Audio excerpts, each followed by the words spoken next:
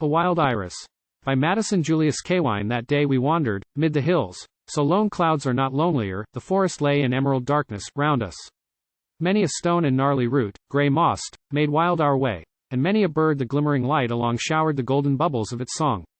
Then in the valley, where the brook went by, silvering the ledges that it rippled from, an isolated slip of fallen sky, epitomizing heaven in its sum, an iris bloomed, blue, as if, flower disguised, the gaze of spring had there materialized.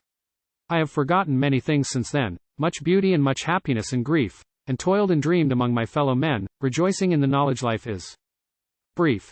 Tea is winter now, so says each barren bough, and face and hair proclaim, tea is winter now. I would forget the gladness of that spring. I would forget that day when she and I, between the birdsong and the blossoming, went hand in hand beneath the soft spring sky.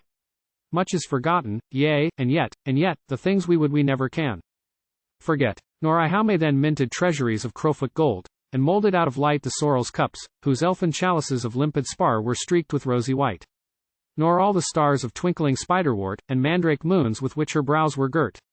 But most of all, yea, it were well for me and my heart, that I forget that flower, the wild blue iris, azure fleur-de-lis, that she and I together found that hour. Its recollection can but emphasize the pain of loss, remindful of her eyes.